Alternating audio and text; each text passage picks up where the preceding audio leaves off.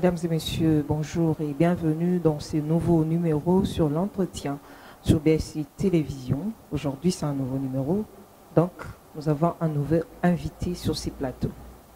Mais n'oubliez pas de vous connecter ou de nous suivre directement en direct sur Facebook ou YouTube avec les mêmes noms, BSC Télévision. Aujourd'hui, c'est un nouveau sujet. Il s'agit des arrestations arbitraires et les conditions inhumaines dans les prisons en RDC. Sur ces plateaux, je reçois Maître Roger Mombaya. Il est chercheur en droit à l'université de Kinshasa. Bonjour Maître. Bonjour Madame, bonjour aux téléspectateurs. Je suis très content d'être choisi comme invité de votre plateau, de votre émission, et je suis honoré. Merci beaucoup. Vous êtes chercheur. En quelques mots, c'est quoi exactement? Oui, je suis chercheur à l'université de Kinshasa, précisément à la faculté de droit, là où nous sommes en train de mener des études de manière approfondie sur une question de droit beaucoup plus précise, notamment sur les autorités administratives indépendantes, comme une nouvelle modalité de gestion publique en République démocratique du Congo. Et il s'agit de ça que nous sommes en train d'analyser beaucoup de points là-dessus, mais nous restons juristes pour aborder toutes les questions de droit. Voilà. Monsieur Roger Mombaya, on parle des arrestations arbitraires. D'abord, c'est quoi une arrestation? Merci beaucoup, Madame, pour la question. Nous devons préciser aux téléspectateurs qui nous suivent que lorsqu'on parle des arrestations arbitraires, ça veut dire tout simplement qu'on arrête quelqu'un sans pourtant respecter les droits tels que prévus pour qu'une personne soit arrêtée. Parce que dans un état de droit, bien entendu, une personne détient tous ses droits fondamentaux, toutes ses libertés également. Il ne peut pas être arrêté de manière arbitraire, c'est-à-dire sans le respect des textes qui prévoient qu'on peut arrêter une personne dans telle ou telle condition. Et donc, si on arrête quelqu'un sans le respect des textes de droit qui régissent, n'est-ce pas, la matière, donc cette arrestation est illégale. Et peut-être si vous permettez, pour que je donne plus de la lumière autour de ça, pour que même les communs de mortels qui nous suivent puissent comprendre effectivement que s'il s'est retrouvé dans ces conditions-là, il est dans ses droits de résister et de faire face à toute arrestation arbitraire. Tenez, lorsqu'on arrête quelqu'un sans que la personne puisse connaître son juge naturel, et donc cette arrestation est arbitraire. Lorsqu'on arrête quelqu'un sans lui informer le motif auquel on l'arrête, cette arrestation est arbitraire. Lorsqu'on arrête quelqu'un sans le respect procédural, donc c'est-à-dire le respect des procédures prévues en droit positif congolais, en regardant le code pénal congolais, et donc cette arrestation est arbitraire. C'est-à-dire, la personne victime de ces genres d'arrestation, il est dans ses droits de pouvoir résister et ce qui est condamnable devant la loi. Mais si nous allons plus loin, en faisant une analyse beaucoup plus tatillonnée sur la disposition légale, précisément l'article 67 du Code pénal congolais, livre 2, et cette disposition prévoit des sanctions à l'endroit des OPJ ou de tout agent de renseignement qui s'hasarderait, n'est-ce pas, à arrêter des gens sans le respect des droits. Et donc, cet OPJ ou cet agent-là est passible devant le cours et tribunaux pour l'arrestation arbitraire. Justement, quel est le chemin à suivre pour qu'on soit arrêté, quand vous parlez des procédures? Bien sûr. Merci beaucoup pour cette question, madame. Il faut suivre le droit, il faut suivre les règles. Quand on dit état de droit, quand on dit démocratie, d'ailleurs, je dois ouvrir une parenthèse pour parler un peu de la démocratie avant de revenir sur état de droit, parce que la démocratie, dans un état démocratique, chaque citoyen a la liberté de s'exprimer, de la religion, des communications, donc tout étant de liberté là qui fait qu'une personne soit considérée comme étant sujet de droit. Donc je dois quand même m'exprimer si seulement si je me trouve dans un état démocratique. Donc c'est cette position-là, parfois, qui conduit quelqu'un devant ce qu'on peut appeler l'état de droit. L'état de droit me donne cette latitude. Mais je ne dois pas faire le dépassement des langages. Je dois rester dans le cadre prévu par les droits, c'est-à-dire le respect des textes. Je dois revendiquer mes droits, je dois m'exprimer, je dois rester dans mes libertés fondamentales telles que prévues dans la Constitution et les lois de la République, mais sans pourtant aller en dehors des textes. Si je reste dans cet angle-là, et donc je suis dans un état de droit pour s'exprimer. Et dans cet état de droit, précisément parlons de ça, avant de répondre à cette question-là, et donc l'état de droit, c'est un état où tout le monde est soumis au texte. En commençant du président de la République jusqu'au huissier là. Quand vous parlez de texte, c'est quoi exactement? Je fais allusion à tous les textes légaux, constitutionnels et voire même au niveau international. Il y a des textes qui régissent, n'est-ce pas, la manière d'administrer les affaires publiques, en fait, de gérer la res publica. Vous voyez? Donc, j'ai fait allusion à ça. Quand vous lisez la Constitution, quand vous lisez les différents textes, notamment au niveau national qu'au niveau international, et donc il est les tenants du pouvoir, ceux qui ont une certaine parcelle de l'impérium, sont commandés à rester dans le cadre du droit. C'est ça l'état du droit. Personne n'est au-dessus, personne doit être en bas, tout le monde dans un pied égal, et c'est ça l'état des droits. Alors, dans cet état-là, il n'est pas permis qu'on puisse arrêter quelqu'un arbitrairement, contrairement au texte. Le texte dit quoi? Vous voyez? Pour arrêter quelqu'un, la personne doit commettre nécessairement un crime ou une infraction. Vous voyez? Parce que ce sont la commission des infractions, la commission des crimes qui conduit, n'est-ce pas, les agents commis à ces services-là, de pouvoir mettre la main, si un délicat, entre guillemets, on peut appeler celui qui se laisse à poser des actes illégaux, hein, interdits par la loi, donc c'est un délinquant. Donc c'est en ce moment-là qu'on peut mettre la main si une telle personne pour l'arrêter, parce qu'il aurait, n'est-ce pas, commis une infraction ou un crime interdit par la loi. Vous voyez?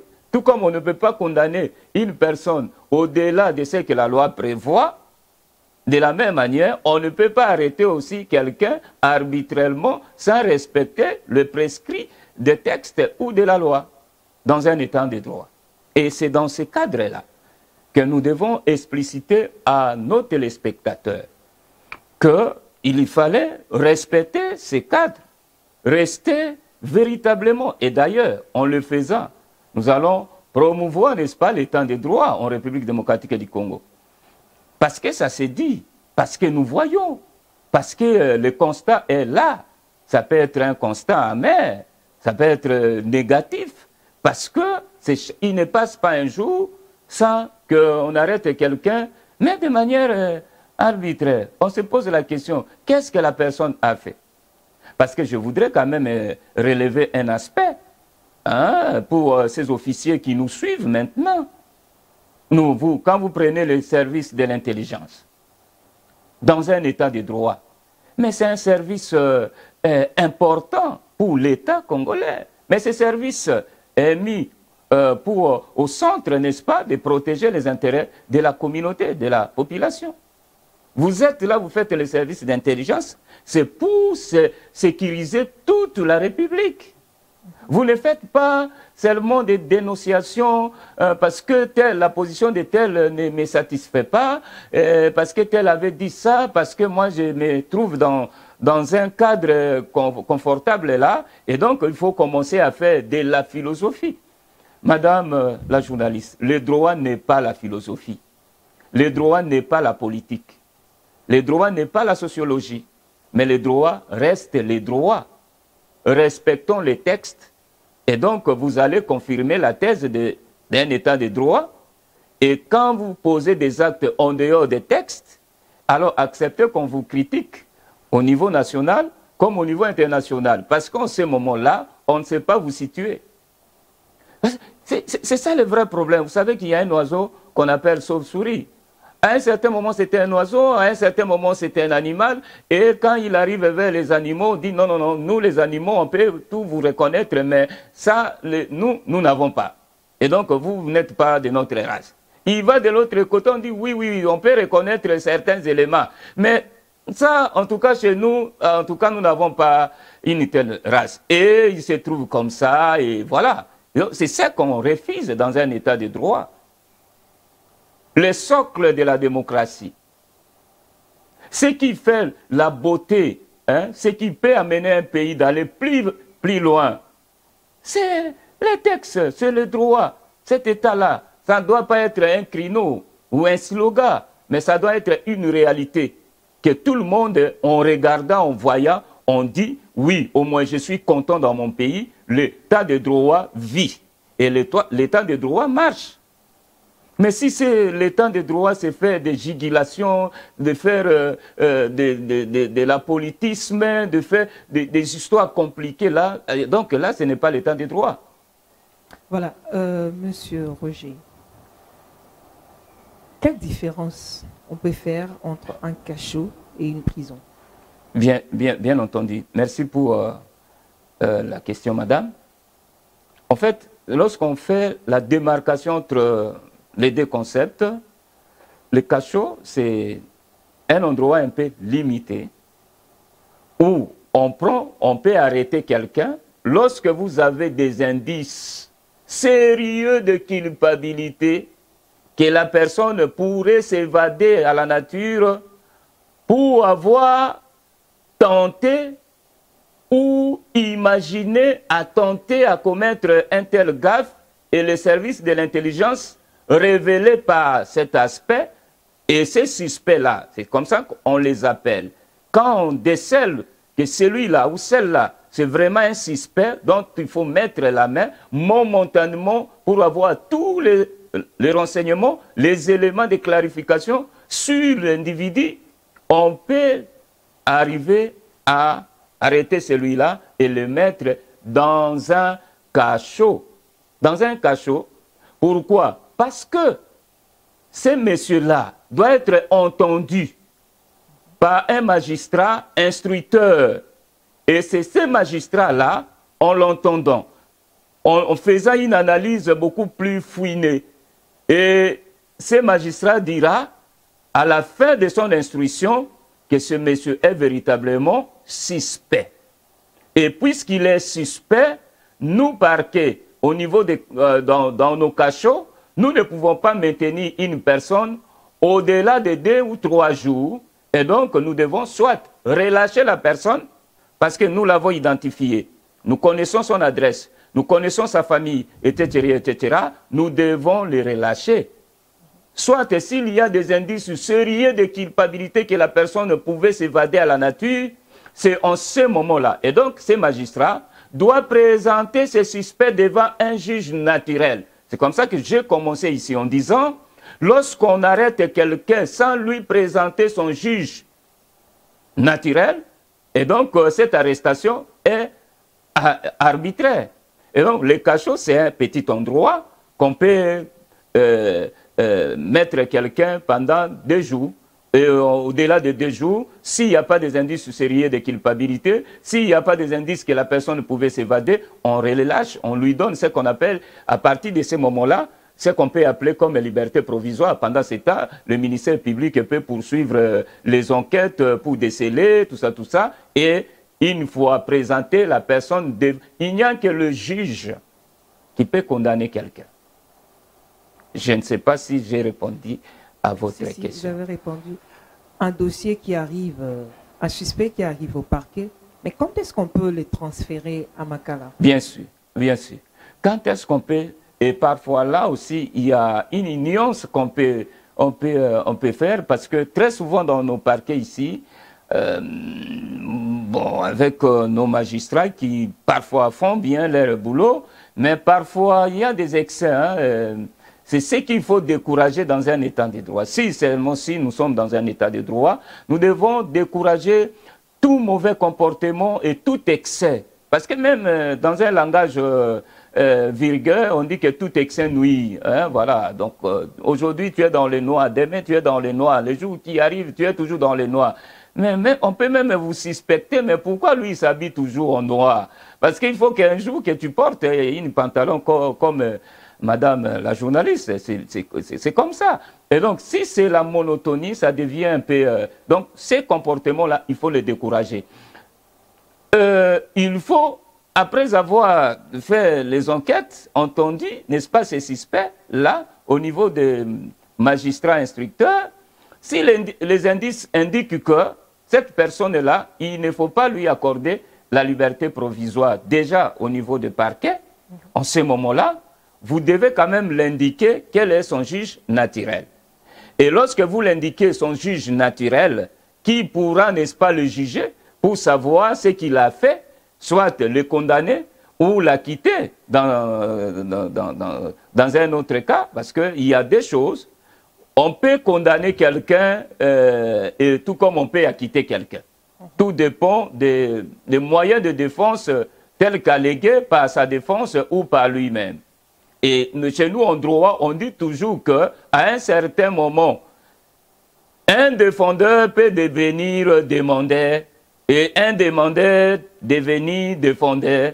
Parce que lorsque vous demandez, vous accusez quelqu'un, mais vous ne démontrez pas les éléments de culpabilité auxquels vous accuserez quelqu'un, et lorsque la personne accusée, qu'on appelle le défendeur, se défend très bien devant le cours et tribunaux, et renverse, n'est-ce pas, la tendance. En ce moment-là, c'est défendeur qui connaît bien le monde juridique, comment il fonctionne, avec ses arguments percutants et précis, démontrables à travers les textes et les lois de la République, il devient demandeur. Et le demandeur devient dans une situation de faiblesse. On peut condamner même celui qui avait sollicité la justice. Et on acquitte celui auquel on avait accusé. Ça, c'est l'état de droit aussi. Mais très souvent, quand on est devant certaines choses, on vous dit que beaucoup de paramètres entrent dans ça, mais ça, ce n'est pas rester dans le cadre idéal des textes des droits. Donc, c'est au juge naturel, lorsqu'on présente quelqu'un là, bon, puisque on ne peut pas dépasser 3 jours dans un cachot, et qu'il a connu déjà son juge naturel qui pourra le suivre au niveau des Makal, fait appel à lui et le juger. Et donc, c'est en ce moment-là que la personne peut être transférée dans une prison. Pour nous, en République démocratique du Congo, en tout cas, ici à la capitale, c'est la prison centrale de Makala, je pense, oui, de Makala, qu'on appelle le centre pénitentiaire de la République démocratique du Congo. C'est en ce moment-là. Il faut d'ailleurs préalablement que la personne puisse connaître son juge naturel avant qu'il se retrouve devant les 4 mai. Trop des juges naturels qui on impose à quelqu'un, les juges naturels, ça se passe comment? Oui, oui. On n'impose pas à quelqu'un un juge naturel. Mais le juge naturel est connu par rapport à l'infraction commise par quelqu'un. Qui le payera? Pardon? Qui va payer les juges là? Qui paye le juge? Oui. C'est l'État congolais. Okay. C'est l'État congolais. Le juge, c'est un haut fonctionnaire de l'État. Il est payé régulièrement par le trésor public. Tout comme les magistrats du parquet, tout le monde là, cette catégorie, sont des agents publics de l'État avec leur profession ou leur carrière, ils sont payés par le trésor public. Et donc, c'est celui-là. Il faut d'abord partant de cette infraction, parce qu'il y a des infractions qui doivent être connues qu'au niveau des tribunaux. Et donc, vous ne pouvez pas attribuer ces dossiers-là à un magistrat des tribunaux et de grande instance. Sinon, il y a vice de procédure. Sinon, il y a l'incompétence en raison de la matière, tout comme en raison de la compétence. Vous voyez? Il y a des infractions qui doivent être connues qu'au niveau du tribunal de grande instance. Vous ne pouvez pas amener ces conflits-là ou ces litiges qui opposeraient ces deux personnes devant la cour d'appel. Parce que vous serez débouté là-bas et parce que ce n'est pas son juge naturel. Donc, il y a des infractions. Lorsqu'on les commette, il faut qu'on amène la personne devant la cour de cassation. Vous voyez? Donc, dans l'ordre judiciaire de l'État, parce qu'il faut que je souligne encore à travers votre émission que depuis l'arrivée de la Constitution du 18 février 2006, la République démocratique du Congo, notre pays, a des ordres de juridiction. OK? Donc, l'ordre de juridiction judiciaire, qui est chapeauté par la Cour de cassation, comprend les tribunaux de grande instance, cour d'appel, tripet. Donc cette catégorie-là est chapeautée par la Cour de cassation. Et nous avons un autre ordre de juridiction qu'on appelle ordre de juridiction administratif. Cet ordre de juridiction administratif-là est coiffé par le Conseil d'État. Et le Conseil d'État gère à son sein les tribunaux administratifs ou les tribunaux administratifs, les cours administratifs d'appel et le Conseil d'État lui-même. Et donc, il faut que nos téléspectateurs sachent et comprennent ces choses, parce que au-delà, nous avons que ces deux ordres de juridiction et jamais trois ordres de juridiction, parce qu'il y avait une erreur qui s'est glissée à la rédaction de notre Constitution, en mettant la Cour constitutionnelle comme, on considéra la Cour constitutionnelle comme état tout un ordre de juridiction, alors qu'il n'en est pas question. La Cour constitutionnelle est une juridiction spéciale, spécialement pour juger les infractions qui émaneraient du président de la République et du Premier ministre. Vous voyez, c'est leur juge naturel. Lorsqu'un Premier ministre commet une gaffe, excusez-moi pour les lapsus, et donc c'est devant ces juges-là de la Cour constitutionnelle. Lorsque le président de la République commettrait une infraction de la haute trahison, par exemple, donc ce n'est pas la Cour de cassation, ce n'est même pas une autre juridiction, mais c'est la Cour constitutionnelle. Et donc la Cour constitutionnelle n'est pas un ordre de juridiction. Pourquoi je m'explique pour qu'on ferme cette parenthèse?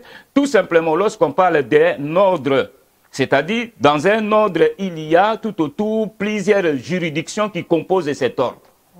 Donc l'ordre administratif est un ordre. Pourquoi? Il y a le Conseil d'État comme une juridiction, il y a la Cour administrative d'appel comme juridiction, il y a les tribunaux administratifs comme des juridictions qui accompagnent le Conseil d'État, parce que le Conseil d'État doit être considéré à l'heure actuelle en République démocratique du Congo comme étant la Cour suprême en matière administrative.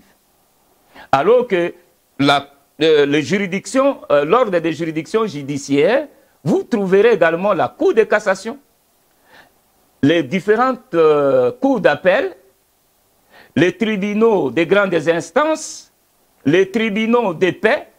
Tout ça, ce sont des juridictions qui se trouvent dans l'ordre des juridictions judiciaires qui est chapeauté par la Cour de cassation. Mais dis-moi la juridiction que gère la Cour constitutionnelle. Il n'y en a pas. Voilà. On parle de prévenus. Oui. Ou des prisonniers à la prison. Comment ils arrivent? Quand et comment on les transfère à la prison? Quand et comment on les transfère dans la prison? En principe, c'est lorsque la personne est condamnée qu'on peut l'amener à la prison.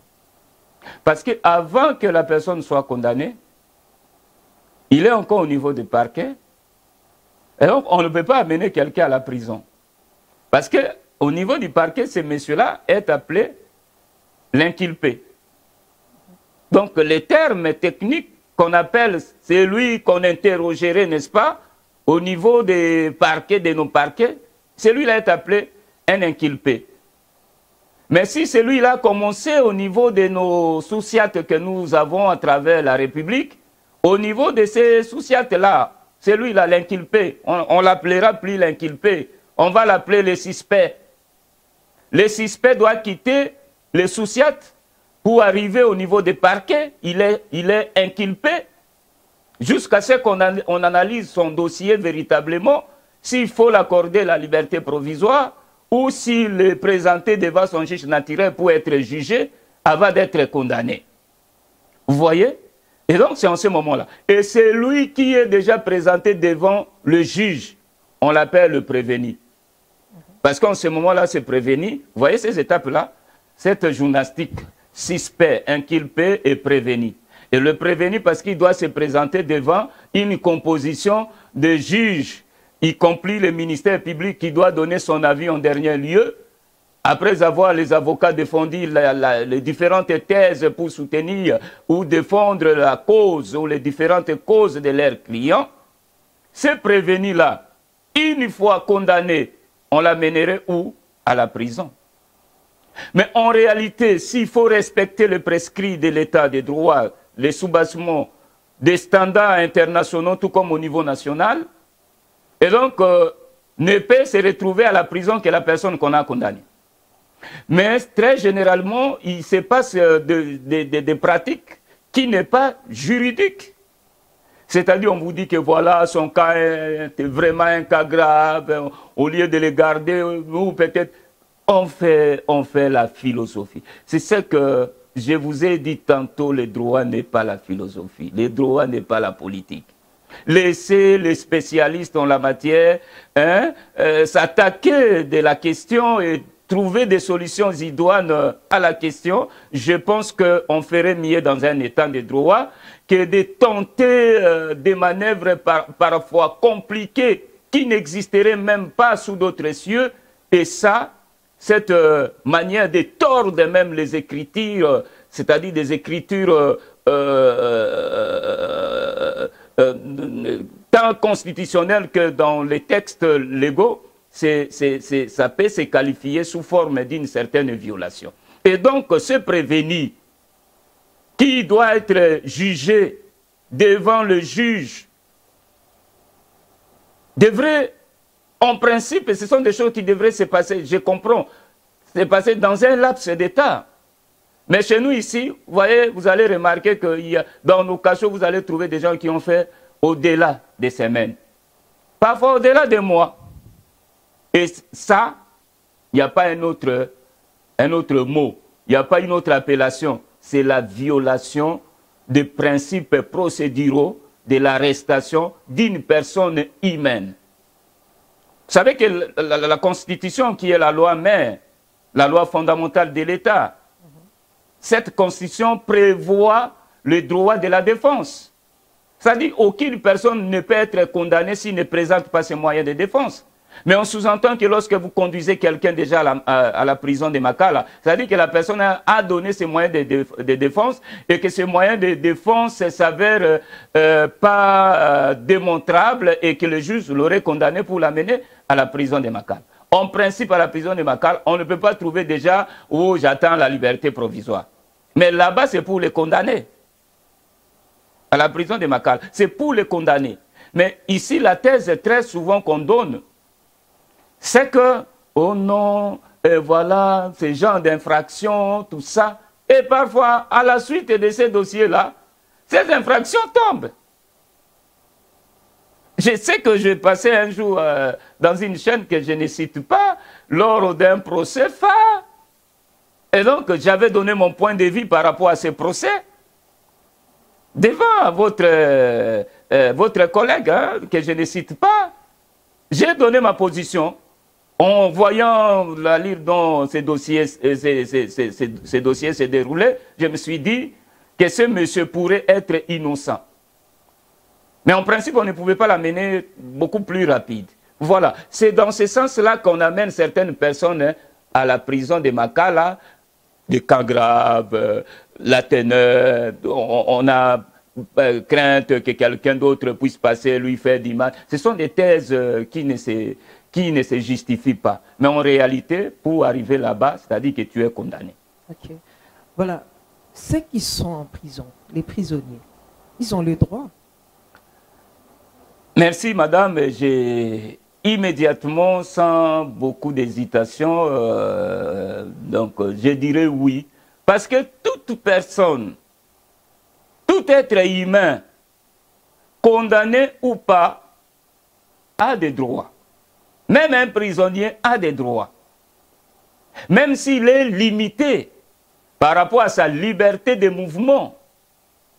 Mais le droit des conditions d'être humain doit être respecté même au sein de prison. C'est ce qui fait que celui-là, s'il est malade, vous devez le soigner. Bon, le droit aux soins médicaux, c'est un droit lié à l'être humain. Vous ne pouvez pas l'empêcher. L'environnement aussi. L'environnement, c'est tout ça qu'il faut relever à travers votre émission, madame. L'environnement, par exemple. Les conditions auxquelles c'est, soi-disant, entre guillemets, le condamné, malheureusement, le condamné qui attendrait encore des libertés provisoires, c'est sérieux, c'est vraiment sérieux et aussi étonnant. Vous voyez, dans un état de droit. L'environnement auquel il se trouve là-bas. Des cellules auxquelles il se trouve. Vous savez que parfois, quand on est avocat, quand vous descendez, vous arrivez, vous allez dans une procédure là-bas, tu te dis, mais ici, je suis où? Même chez moi au village, il y a quand même le respect de l'environnement. Hein. Même si on n'a pas de belles maisons au village.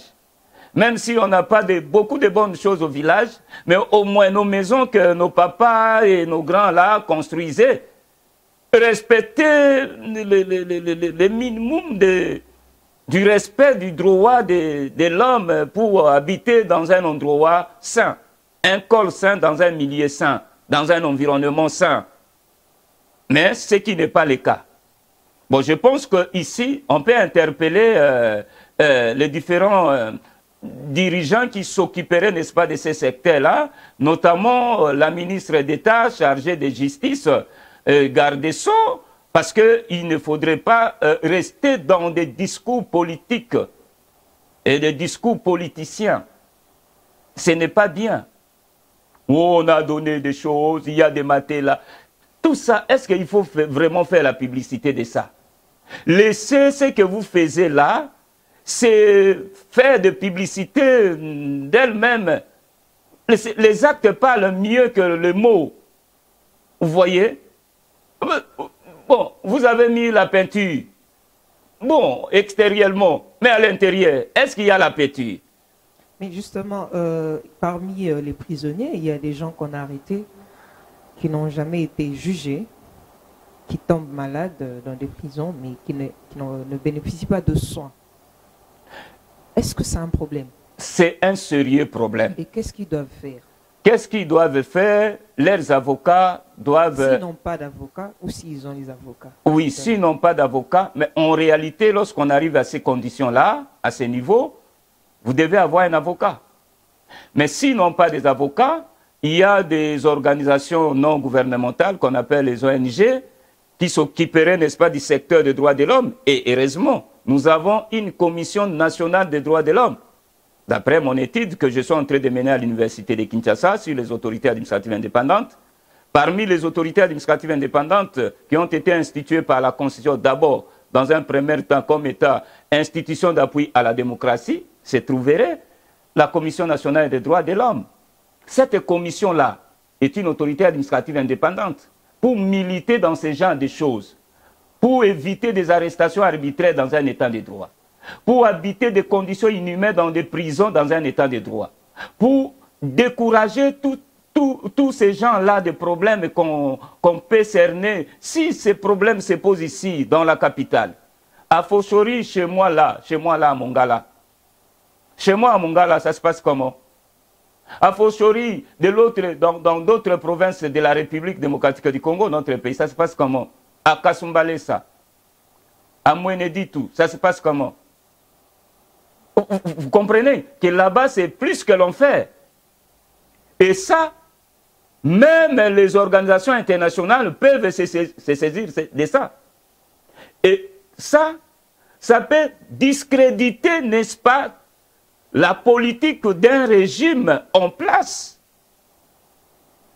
Parce que la beauté d'un chef, ou la teneur, s'il faut s'exprimer ainsi, d'un chef, ou l'aura d'un chef, ce n'est pas à travers ses costumes, ce n'est pas à travers ses jeeps, ce n'est pas à travers ses chaussures, mais c'est à travers la manière dont il gère sa communauté ou sa population par rapport aux conditions de vie des autres. Et donc, un proverbe africain, pour paraphraser ces journalistes africains qui passent toujours à la RFI, qui, lors des débats dans leurs émissions de football, ils donnent toujours des proverbes africains. Et il y a un proverbe africain qui dit que parfois, quand vous voyez ce genre de choses, un bon chef, on sait le voir à travers ceux qui travaillent tout autour de lui, à travers ses collaborateurs. Lorsque les collaborateurs présentent une mauvaise mine, et donc la responsabilité, c'est-à-dire que le chef est mauvais. Lorsque nos prisons sont celles qu'elles sont là, c'est-à-dire ceux qui gèrent ces secteurs-là sont mauvais. Et là, ce n'est pas inciter quelqu'un. En droit, qu'est-ce qu'il faudra faire exactement? Sur le plan des droits, qu'est-ce qu'il faut faire exactement? Mais il revient à ceux qui ont une certaine parcelle d'impérium, d'imprimer, de faire parler cette parcelle-là d'autorité. Cette parcelle-là d'autorité. C'est-à-dire, quand on est autorité, on a le pouvoir. Une autorité ne se plaigne pas, mais une autorité exactement, agit. Mais un prisonnier, qu'est-ce qu'il doit faire quand il ne connaît pas ses droits? Qu'est-ce qu'il doit faire exactement? Malheureusement, ce que le prisonnier doit faire, c'est diser de tous les droits, de tous les moyens légaux et constitutionnels. Il y a des textes. De faire tout d'avoir un avocat. S'il n'avait pas un avocat, et s'il a un avocat, que cet avocat-là hausse le voix. Au niveau national, tout comme au niveau international. Mais madame, vous avez suivi dans ces pays que certains députés qui étaient véritablement élus et que lors d'une magie au niveau d'hémicycle, on les mettrait à côté, ils sont allés au niveau international pour solliciter l'expertise de ces internationaux. Et à l'issue de toutes ces démarches-là, il ressort que ceux-là étaient aussi payés au même titre que ceux qui siégeaient à l'Assemblée nationale et au Sénat. C'est dans ces pays. Ça, c'est le droit. Le droit qui n'est pas réglé au niveau interne doit être réglé au niveau international. Nous avons les outils, nous avons les moyens, le moyen nécessaire, le moyen légaux, le moyen constitutionnel, tant au niveau national qu'international, pour faire valoir les droits de nos clients, les droits de ceux qui se trouvent devant une certaine faiblesse. Et d'ailleurs, puisque nous sommes des chrétiens, il y a un passage biblique qui dit « Notre Seigneur Jésus-Christ, il est la voix des sans-voix ». Et donc, ces sans-voix-là, des personnes miselées, mis dans ces conditions-là, ils peuvent oser dosser leur voix au niveau international, en cherchant véritablement des avocats. Je suis sûr quand vous défendez un client, vous ne vous basez pas sur la religion.